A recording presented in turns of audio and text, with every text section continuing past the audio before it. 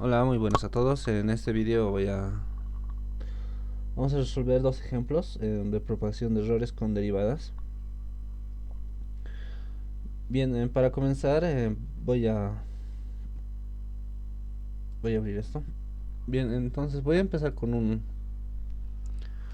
ejemplo básico que es de propagar error, em, por ejemplo, de una ecuación o de una fórmula que se usa en laboratorio para calcular la gravedad usando el péndulo simple. Bien, la cual se escribe así.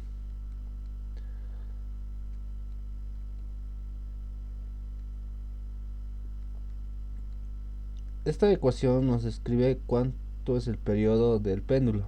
Esta T es de tensión, es muy distinta a esta que es de T de periodo, el cual se calcula a partir se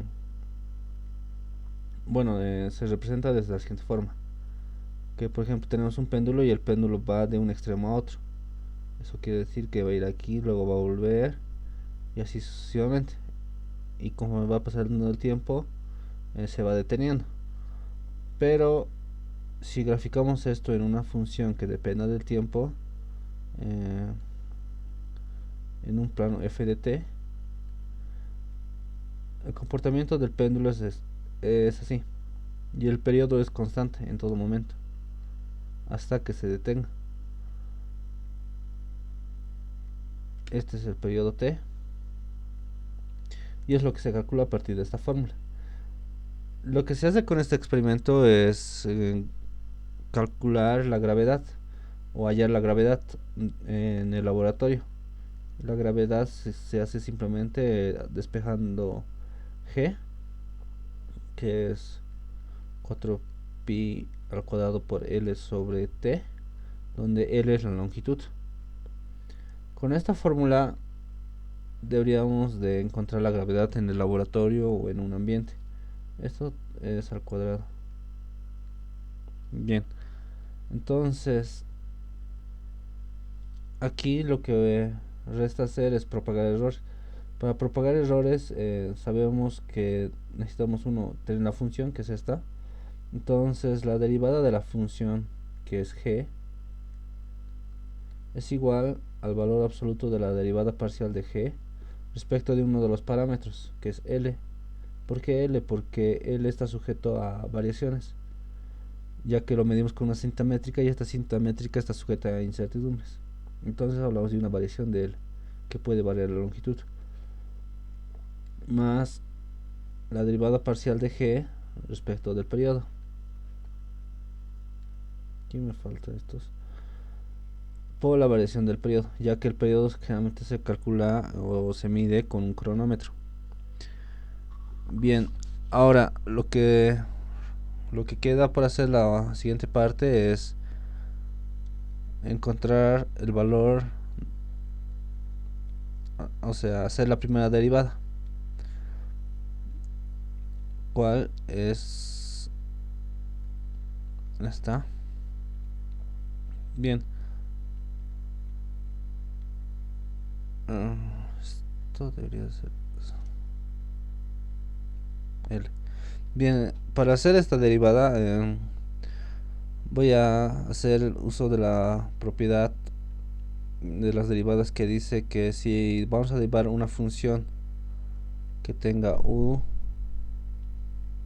dividido entre b, si hacemos la derivada, vamos a entrar con f', va a ser igual a u' por b menos u por b' sobre b al cuadrado. Entonces, haciendo uso de esa notación, voy a derivar primero el numerador, prima por t al cuadrado, menos lo que queda aquí, 4pi por L por la derivada de t al cuadrado sobre t. Bien, aquí este es t a la cuarta. Como estamos derivando respecto de L, entonces este es el que depende de L explícitamente. Entonces esto se deriva y la derivada de L es 1 por t al cuadrado. Como esta t no depende de L, como esta t no depende de L, lo voy a simplificar, o sea, lo voy a eliminar, porque esto es 0. Porque a usar derivadas parciales, la segunda variable es constante. Entonces la derivada de una parcial, la derivada parcial de una constante es 0. Entonces este viene a ser 0 y este es t a la cuarta sobre t a la cuarta. Por último, lo único que nos resta es hacer esta operación, que es simplificar t, y nos queda que es 4pi al cuadrado sobre t al cuadrado. Esto es respecto a L. ¿Y qué pasa con respecto a t? Pues respecto a t tenemos que hacer el mismo procedimiento.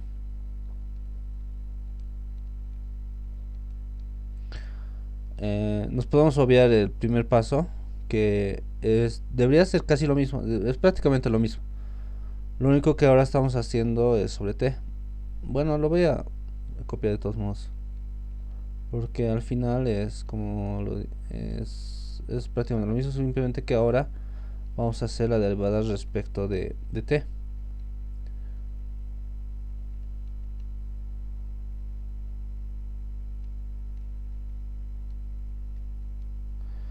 Ahora, como L no depende de t, entonces esto es 0. Y aquí tenemos una t, o sea, el periodo. Eh, Al derivar un término al cuadrado, baja el exponente y se resta -1 el exponente. Eso nos quiere decir que va a bajar el 2.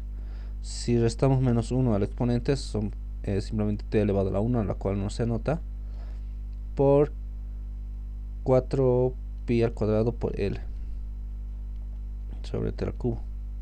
Simplificando t, tenemos que finalmente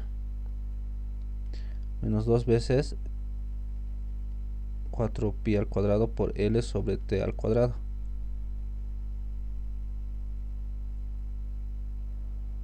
Perdón, esto no es al cubo, este es a la cuarta. Aquí me hice una variación. Este es a la cuarta, entonces este es al cubo. Voy a borrar.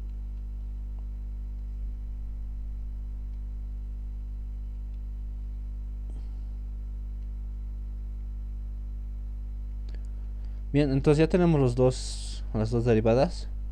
Lo único que resta es reemplazarlo en nuestra ecuación principal. Entonces hacemos g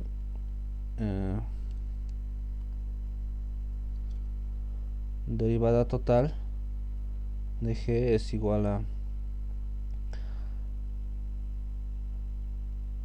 reemplazamos los primeros. El primero es 4pi al cuadrado sobre t al cuadrado. 4pi al cuadrado sobre t al cuadrado por la variación de L, obviamente esto en valor absoluto, más el valor absoluto de menos 2 veces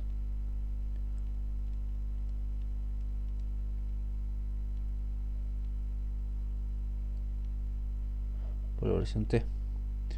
Y esto simplemente nos queda que es igual a esto, más 2 veces 4pi al cuadrado por L sobre t al cubo. Hasta aquí este debería ser nuestro resultado, pero generalmente en una clase de teoría de errores, lo que hace el docente es reconstruir la función. ¿Qué quiere decir reconstruir la función? Que este término, tanto como este término, está oculto la variable g. Entonces lo que nos queda por hacer es cómo reconstruir esa función g. Sabemos que g es 4pi por L, aunque está arriba, pero lo voy a anotar aquí. Nuestra función principal era 4pi al cuadrado por L sobre t al cuadrado. Entonces, ¿cómo reconstruimos cómo hacemos que esta función esté aquí? lo único que se tiene que hacer es completar, o sea, el artificio de multiplicar por uno, que es decir, si multiplicamos por L y dividimos entre L, esto es 1 y esto es G. Entonces lo que se hace es que esto es G y esto es derivada de L, o la variación de L sobre L, más aquí, ¿dónde está G? G es como aquí, lo único que nos faltaría es que sea t al cuadrado. Entonces tenemos una t de más, podemos factorizar esa t, por lo que tenemos dos veces G de t sobre t. Esto es lo que pasa, esto es lo que generalmente se ve, o sea, lo que muestra un docente en su clase de propagación de errores. Y lo último que hace restar es, o sea, lo único que falta es factorizar G. Tenemos que se expresa de la siguiente forma.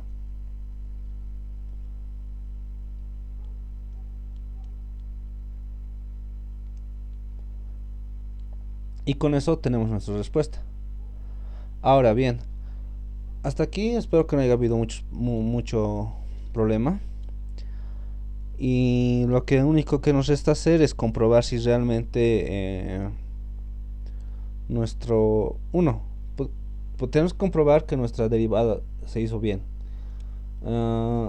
Y para ello, como casi siempre lo hago, les recomendar a los estudiantes a que revisen calculadoras para, más que todo, digamos, para copien, sino que hagan una comparación de resultados para ver si su derivada se realizó bien, o sea, se realizó como se debería de hacer. Entonces, esto es la derivada respecto de L y esta es la derivada respecto de T. Y vemos que hemos obtenido prácticamente los mismos resultados, entonces nuestra derivada estaba bien. O sea, sí, hacer la derivada estuvo bien. Otro es, uno si quiere hacer por pasos para ver dónde se equivocó. Otra calculadora que es muy recomendable es el Symbolab. Lo que hace es que tú le planteas la función y lo derivas respecto a una variable y te lo resuelve por pasos. Te lo simplifica y te lleva a un resultado. Bien, esto es en caso de que es para que el estudiante entre en confianza y que sepa que sus derivadas están bien. Al momento de examen, si es que hay un momento en que tengan que hacer este tipo de métodos, por ejemplo, al reconstruir la función, generalmente, como se verá haciendo más ejercicios, uno podría darse cuenta que generalmente al reconstruir funciones nos queda de este tipo de expresiones. Es fácil, digamos, de entender que nos queda errores relativos. Este es un error relativo, ya que al hacer, por ejemplo, haciendo la notación, cambiando la notación de D por E, como en algún anterior vídeo lo dije, podemos ver que el error de G solo estoy haciendo un cambio de notación de D por E. Entonces E por G va a ser igual a G por el error de L sobre L más dos veces el error de T sobre T. Y esto es el error relativo, si bien se conoce como el error relativo. Error relativo, donde quiere decir que este es el error de la medida sobre la medida, o sea, el valor medido. Lo puedo anotar si no es así, relativo. Bien, hasta ahí espero que esté bien. Ya, esto lleva a que cuando hagan la reconstrucción se tienen que dar cuenta que generalmente siempre es error relativo, porque si esto pasa a dividir, esto sigue siendo el error relativo de la función g. Entonces el error relativo de la función g es el error relativo de todas el error relativo de cada uno de los parámetros, o sea, es la suma de los parámetros en errores relativos. Bien, entonces hasta aquí espero que se haya entendido. Aquí tengo un ejemplo de lo que un momento dije, que tanto es, si llegaron a este resultado, que es sí, obviando este paso de multiplicar por L, si ustedes llegan a este resultado también es correcto. ¿Por qué? Porque es, lo único que hicimos fue multiplicar por unos. Y al multiplicar por unos y factorizar uno no hemos alterado para nada la ecuación. Entonces, y eso se ve haciendo cálculos, o sea, introduciendo valores a la calculadora. Y lo que se puede restar por hacer es, por ejemplo, yo preparé este pequeño programa que está hecho en Python. Lo único que doy es medidas, la longitud, la variación de L. Aquí simplemente genero números aleatorios del periodo, siguiendo que el periodo en promedio tiene que ser 9.96, 1.96 y un error de 0.03. Me genera los números aleatorios, por lo cual si pongo aquí T mayúscula y ejecuto el código con este botón de play, debería de arrojar un resultado. Y este es el resultado. Estos son mis números aleatorios que he generado. Puedo crear el número pi usando npa.py, ya que estoy utilizando la librería NumPy de Python. Y aquí lo único que estoy haciendo es sacar el promedio de t, y el promedio de t es prácticamente el mu que le pasé, o sea, es el valor esperado. Bueno, eso después lo voy a, en un video explicaré sobre distribuciones, valor esperado, medios, promedios. Pero por ahora basémonos en que he sacado la media o sea, el promedio de una variable que esté. Al sacar el promedio, lo que sucede ahora es, puedo también calcular el error de t, que es con la división estándar. Y luego puedo calcular g. G es 983.15 centímetros por segundo al cuadrado. Esto es en cuestión de la gravedad, ya que es por referencia de libros es 981 centímetros por segundo al cuadrado. Bien, entonces calcular el error. Estoy calculando el error con la fórmula anterior, que es esta: 4pi al cuadrado sobre t al cuadrado más por dl más lo que sigue, y me da este valor. Luego posteriormente lo que hago es usar ahora calcular de g con esta función, que es la última que anotamos, o la última que se calculó, que es esta, la suma de errores relativos. Entonces con suma de errores relativos conseguimos que este sea el mismo valor que este. ¿Por qué? Porque, como dije un momento, es prácticamente lo mismo. Lo único que cambia es que aquí tenemos 6 y aquí tenemos 2. Por último, puedo denotar cómo es la medida como tal. La gravedad es igual al valor calculado más menos el error que se halló. Y haciendo los redondeos, lo único que sucede es que voy a encontrar este valor, y este es el valor que debería reportar en mi informe, que he calculado ese tipo de gravedad con o sea, esa cantidad de la gravedad, que es 980, que no está mal, más o menos 20 centímetros por segundo al cuadrado. Y con eso terminamos el primer ejemplo. El siguiente ejemplo va a ir basado en caída libre. Bien, pues ahora vamos a resolver el segundo problema. En este caso vamos a usar un ejemplo del movimiento parabólico, en el cual se quiere conocer la velocidad. Este es un ejemplo, bueno, un experimento típico en un laboratorio, en el que yo pasé. Aquí lo que consiste es que tenemos una esfera, y una esfera es soltada a partir en esta rampa. Al momento de descender va a llegar a un punto en donde va a tener una cierta velocidad, y a partir de este siguiente punto va a empezar a caer en forma parabólica. ¿Por qué? Porque si bien la mesa está horizontalmente respecto al piso, debería de suponer de que la esfera va a ir, aunque sea muy pequeño el trazo de esta distancia, la esfera debe ir de forma lineal en el eje X.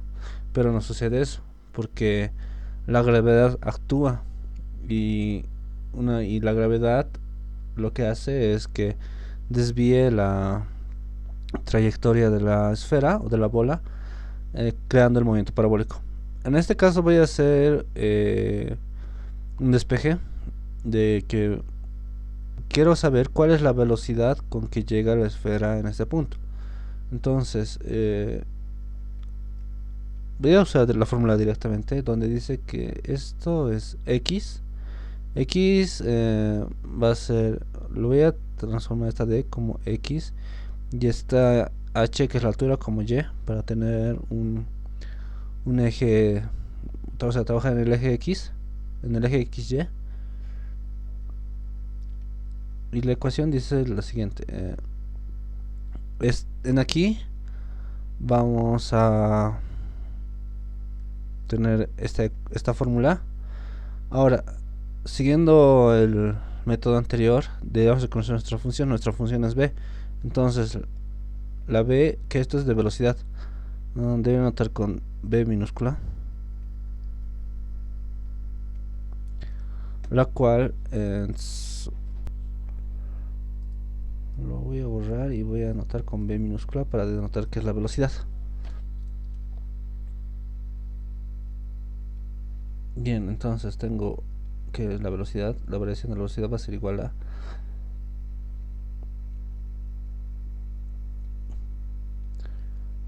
derivada parcial de la velocidad respecto a uno de los parámetros, que es y, que es x, perdón, este es x, y este debería ser este es x por la variación de x, y esto en valor absoluto, más la función respecto de b, digo la función derivada de b respecto de y la derivada por la variación de y. Bien, para hacer esta derivada de la primera derivada voy a hacer uno de los métodos que yo usaba anteriormente, como vimos cuando había este tipo de operaciones, que había un denominador y un numerador. Teníamos que usar la fórmula recurrente de derivadas de cocientes, pero aquí lo que voy a hacer es hacer lo siguiente: voy a poner g, sabemos que esto es elevado a un medio, entonces esto voy a poner un medio por 2 veces y derivada a la menos un medio.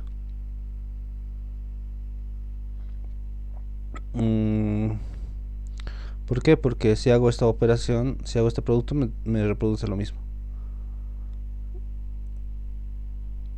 Ya bien, entonces ahora solo tengo que aplicar la derivada en el producto. Y en el producto es el siguiente: esto es una constante, g es una constante. Entonces vamos a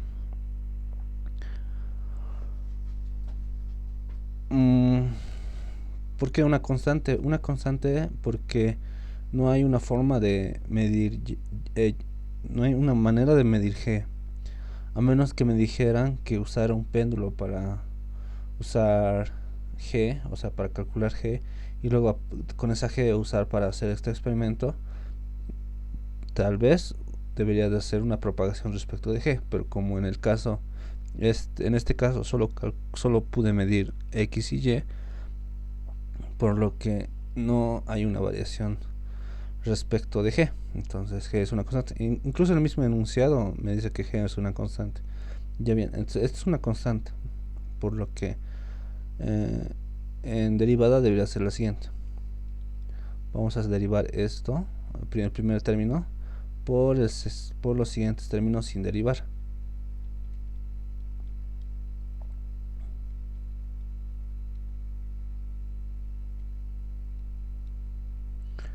Más el siguiente término derivado por los siguientes sin derivar.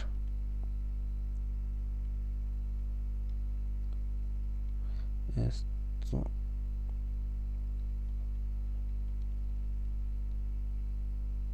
y esto hacemos una derivada.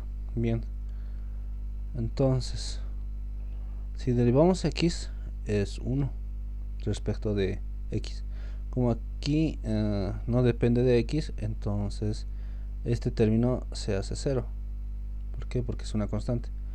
Entonces lo único que tenemos que en el primer término tenemos lo siguiente. Y esto es para el valor de b respecto de x. Ahora para el valor de b respecto de y tenemos prácticamente lo mismo. Lo expresamos de la misma forma.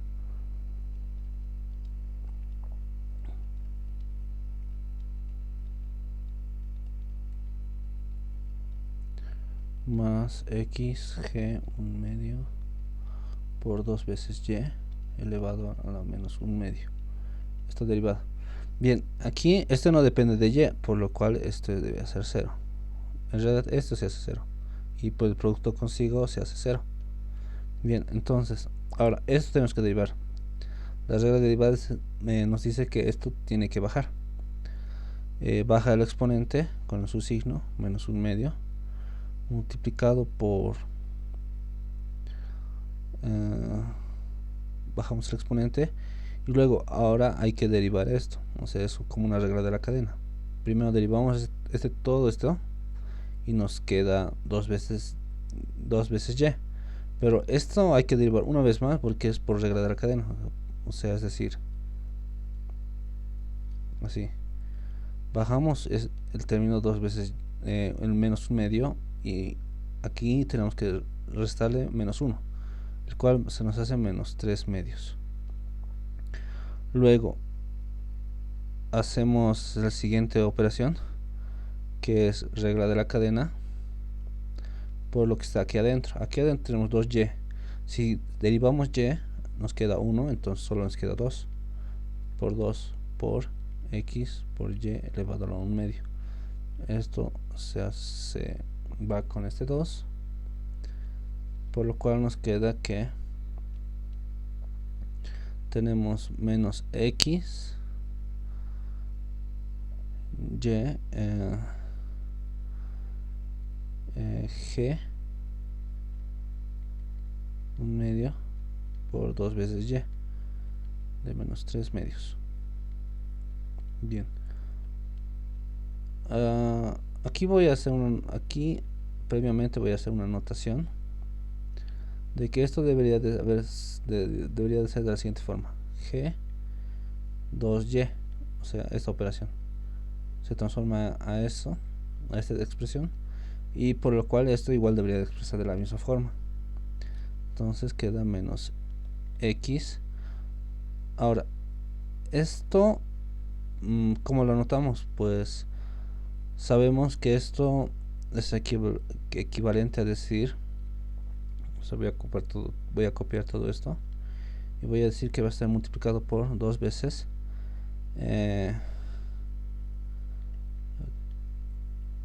por 3/2. Bueno, no 3/2, sino ahora que voy a copiar esta base, pero los exponentes se dividen de la siguiente forma. Va a quedar menos 1 y el siguiente que para completar el 1/2, el 3/2 es menos 1/2. Aquí no me queda espacio, así que aquí voy a anotarlo: 2 veces y por menos 1/2. Entonces esto se expresa de la siguiente forma: tenemos g 1/2 2y de menos 1/2, que está dentro de la raíz. Ahora este menos 1, 2 por y menos 1, entonces esto pasa a dividir directamente. Con esto ya tenemos los dos términos, tanto esto como este otro. ¿Qué nos resta hacer? Pues reemplazar. Si reemplazamos esos valores, nos queda que tenemos g de 2y por dx, esto en valor absoluto obviamente, más en valor absoluto de menos x sobre 2y por g de 2y por y. Aplicando valor absoluto, esto nos queda simplemente g 2y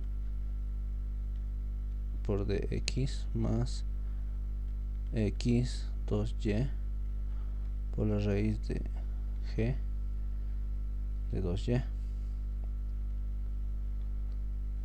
por dy. Bien, hasta aquí ya tenemos esto. Lo único que nos queda ahora es reconstruir nuestra función principal, que era b, y sabemos que b, lo voy a anotar aquí abajo a pesar de que lo tenemos aquí arriba, que es este.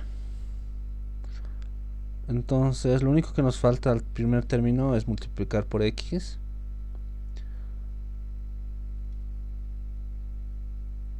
Si multiplicamos por x y dividimos por x, esto viene a ser lo que es g, digo b. Y aquí, ¿qué nos queda?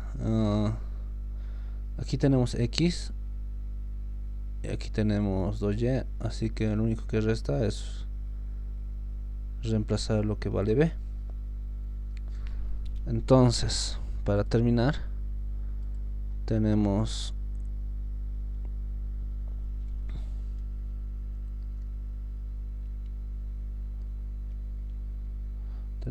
g de x, no es g, es b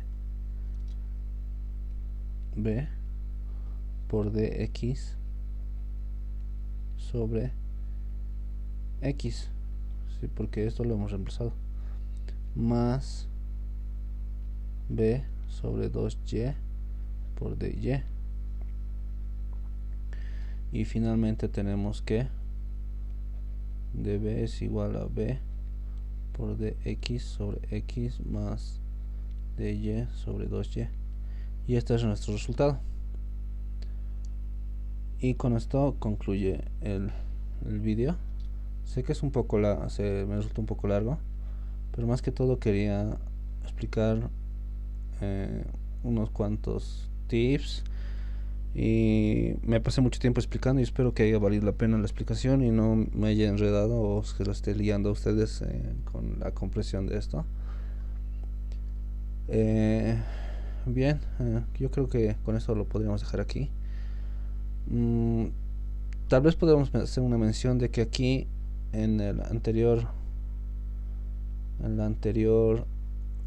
ejemplo no hicimos la suma de cuadrática, que es muy común encontrar en los libros de textos o en exámenes que nos piden o el docente nos dice que debemos hacer la suma cuadrática. Hacer la suma cuadrática es por ejemplo, en caso de g, simplemente podemos anotar que es l, y esto le vamos al cuadrado más 2 veces error de t sobre t al cuadrado, y esto es elevado a un medio, que es prácticamente, si nos hacemos de los paréntesis, podemos expresar la raíz. Bien, esto al comienzo no lo usé, pero en este caso sí podemos usar, porque para medir tanto L como T usamos dos instrumentos distintos, así que son medidas independientes, así que sí podemos minimizar el error.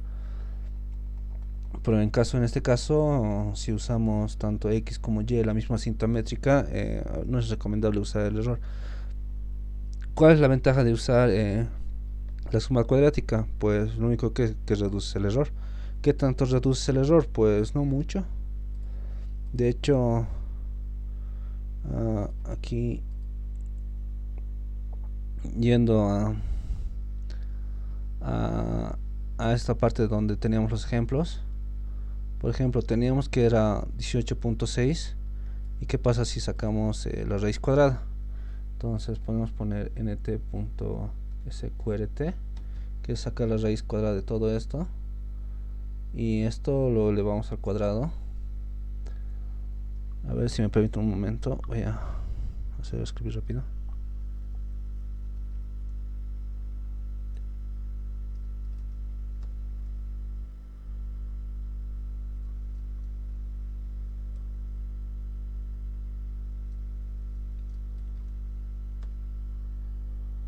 Bien, si hago correr el programa, esta parte del código, Ven que a un comienzo tenía 18.6 y ahora tengo 17.6. Solo he reducido prácticamente el error en uno.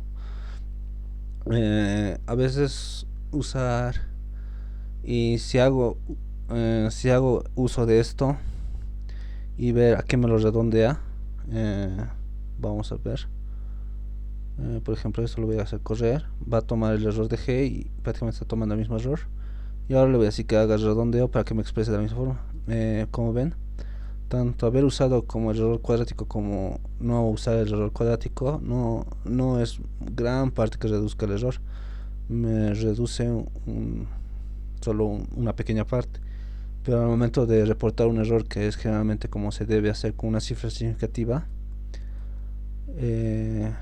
o dos, en este caso son dos cifras significativas, pero estamos en decenas, vemos que no es muy significativo, así que, o sea, haber usado el error cuadrático, la sumatoria, la suma de cuadrática en el error, no afecta mucho a nuestros resultados, a menos que tengas datos muy precisos, como por ejemplo calcular la velocidad de la luz.